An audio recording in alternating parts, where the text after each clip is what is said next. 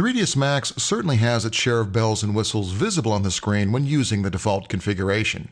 For the purpose of this title, I'm going to be removing just a few things from view in order to free up a little extra real estate.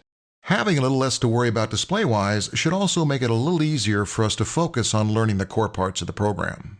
Over on the far left side of the interface, you'll find an area referred to as the Viewport Layout tab.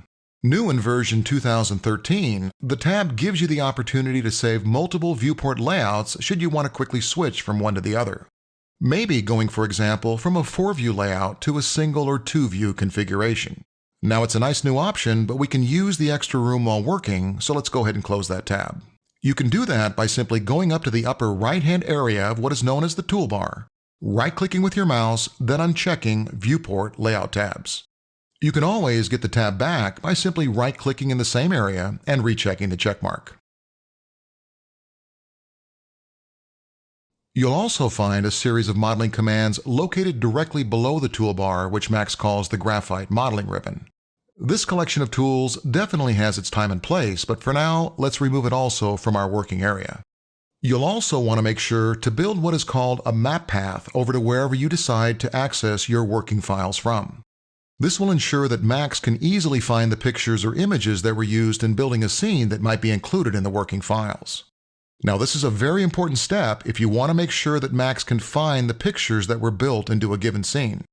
Those pictures, commonly referred to as maps, being used to either build a material or add it as a background image. To add that all-important map path, do this.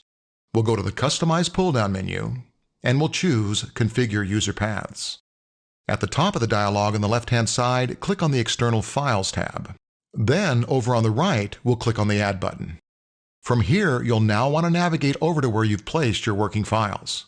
I've got mine on my desktop, so I'll navigate to that location.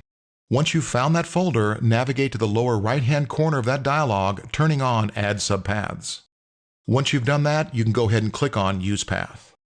Adding these additional locations for Max to search in will ensure that all assets are found during working with this title.